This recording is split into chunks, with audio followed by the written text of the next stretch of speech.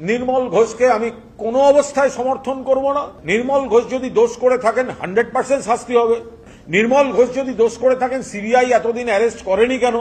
আবার অন্য দিকটা দেখতে হবে, অনেক সময় পাড়া প্রতিবেশীদের কাছে কোনো বিপজ্জনক ঘটনা ঘটলে, কোনো পরিবারে বিপজ্জনক ঘটনা ঘটলে জনপ্রতিনিধি বা প্রতিবেশীদের সাহায্য করতে অনেক সময় এগিয়ে আসতে হয়।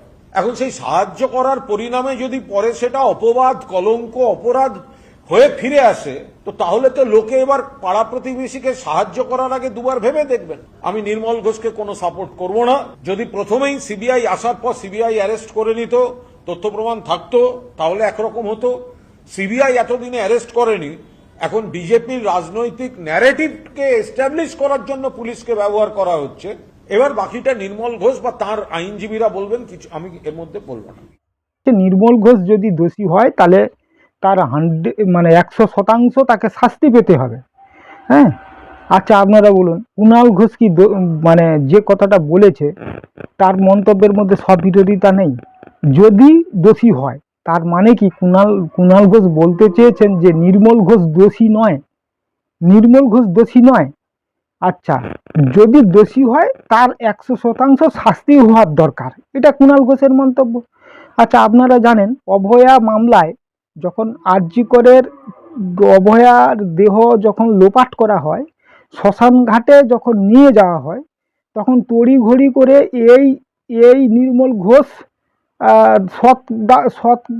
সৎ কার্যটা করেছিল। কুণাল ঘোষ আরও বলেছেন যে নির্মল ঘোষকে আমি সাপোর্ট করি না, নির্মল ঘোষকে আমি সাপোর্ট করি না। যদি সিবিআইয়ের হাতে যদি তথ্য প্রমাণ থাকে তাহলে অ্যারেস্ট করেনি কেন? তাহলে অ্যারেস্ট করতো। এখন বিজেপি রাজনৈতিক ন্যারেটিভ তৈরি করার জন্য পুলিশকে দিয়ে এইসব ব্যবহার করছে।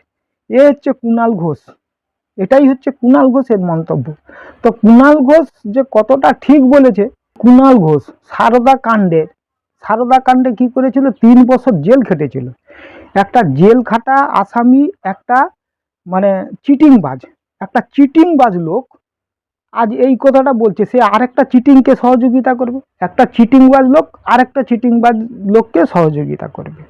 তো এই জেল খাটা 3.5 বছরের জেল খাটা দাগি আসামি কুণাল ঘোষ, একে যখন পুলিশ অ্যারেস্ট করেছিল, সেই ভিডিওটা নিশ্চয়ই তৎসময় আপনারা দেখেছেন, সে ভিডিও আর আমি দেখাবো না। এই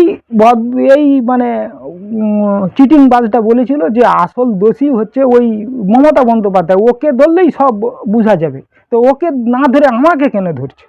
তখন বলছিল তো। তাহলে এই চিটিংবাজটা আবার কি না, এই তৃণমূল দলে চলে এলো এবং মমতা তাকে তার নিজের দলে টেনে নিল। হ্যাঁ, এই 26-এর এতদিন বিধায়ক পদে আসেনি, এই 26-এর বিধানসভায় বিধায়ক পদে এসেছে। এই চিটিংবাজটা, এই কুণাল চিটিংবাজ আজকে নির্মল ঘোষকে অ্যারেস্ট করা হয়েছে বলে ও বলছে তার সম্বন্ধে তথ্য প্রমাণ নাই, সেই তথ্য প্রমাণ সিবিআই নাই, তাকে হচ্ছে যে কেন অ্যারেস্ট করবে? আচ্ছা, সিবিআই অ্যারেস্ট করে না, এখানে সিবিআই তাকে অ্যারেস্ট করে না, অ্যারেস্ট করেছে কে? রাজ্য পুলিশ ওখানে ওই আরজি করের কাণ্ডে নতুন করে যখন রিওপেন করা হলো, তখন রাজ্যের পুলিশ ওই করেছে, ওই কেসে ইনভলভ হয়ে রাজ্য পুলিশ তৎপরতার সহযোগে কি করেছে, মামলা অভয়ার কেসে নির্মল ঘোষকে 14 দিনের জেল হেফাজতে নিয়েছে পুলিশ, কাস্টাডিতে নিয়ে জেরা করেছে। তো সেই কাস্টাডি থেকে যখন তাকে কোর্টে তোলা হচ্ছে, কোর্টে প্রডিউস করা হবে, সেই মুহূর্তে তাকে পুলিশ যখন নিয়ে যাচ্ছে, তখন কি করছে যে সাধারণ মানুষ তাকে ডিম জুতা ফুতা দিয়ে যাচ্ছে তাই কাণ্ড করে করেছে। তো এই হচ্ছে বিষয়। তো এই বিষয়টা নিয়ে সোচ্চার হয়েছে কে? আর একটা চিটিংবাজ হচ্ছে যে কুণাল ঘোষ।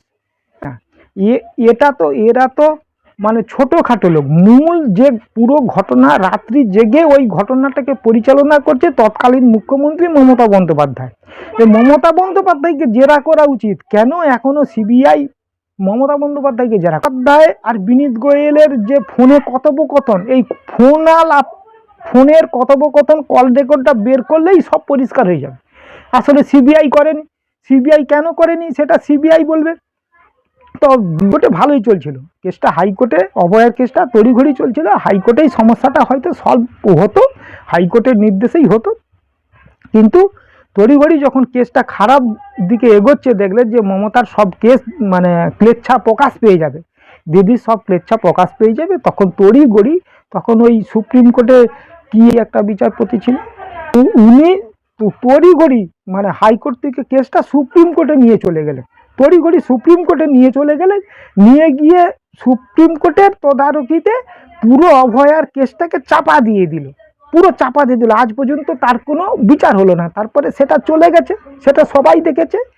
যখন রাজ্যের নতুন সরকার পরিবর্তন হয়ে গেছে, শুভেন্দুবাবু যখন ওই মঞ্চে দাঁড়িয়ে বলছে যে আমরা অভয়া ভুলিনি, আমরা অভয়া ভুলিনি, সে ভিডিও আমরা দেখেছেন যে এর আমরা বিচার করব। তারপরে সেই কেস যখন রিওপেন করেছে, তখন সেক্ষেত্রে রাজ্য পুলিশ যখন এন্ট্রি নিয়েছে, রাজ্য পুলিশ এই কেসে এন্ট্রি নিয়েছে, তারপরে কি অলরেডি নির্মল ঘোষ সহ আরও ওখানকার পানিহাটির যিনি মানে ছিলেন মানে চেয়ারম্যান, পৌরসভার চেয়ারম্যান ছিলেন, তাকেও অ্যারেস্ট করেছে। নির্মল ঘোষের ছেলেকেও আগের একটা কেসে অ্যারেস্ট করা হয়েছে। এইবার যে অ্যারেস্ট হয়েছে, তো তখনই এই তৃণমূলের এই একটা পা চাঁটা চটি চাঁটা লোক কুণাল ঘোষ, পা চাঁটা চটি চাঁটা সিনান ঘোষ বলুন, কুণাল ঘোষ বলেন, ইনি কি করে সোচ্চার হয়ে লেগে পড়ছে না উনি কোনো দোষী ছিল না, সমস্ত কিছু পুলিশ হচ্ছে বিজেপি দালালি করে করছে, একটা ন্যারেটিভ রাজনৈতিক ন্যারেটিভ ছড়াচ্ছে। হ্যাঁ, বিজেপি পুলিশকে দিয়ে এইসব করছে, মানে এইসব কথা উল্টাপাল্টা কথা বলে কেসটাকে ধামাচাপা দিতে চাইছে। যদি ওনার বিরুদ্ধে তথ্য প্রমাণ থাকে তাহলে হচ্ছে ওনাকে পুলিশ মানে সিবিআই কেন অ্যারেস্ট করেনি, নিশ্চয়ই তদন্ত ঘুরে হচ্ছে, নিশ্চয়ই কোনো বেরোবে এবং নিশ্চয়ই আসল দোষী যে সাজা পাবে, সেই দিকে কেসটা এগোক। আর এই কেসের যাতে সলভ হয়, যাতে পায়, সেই জন্য বর্তমান রাজ্য সরকার শুভেন্দু অধিকারী মহাশয় এই কেসটাকে নিয়ে সবর হয়েছে। তো আশা করি আমরা অভয়া সুবিচার পাবে।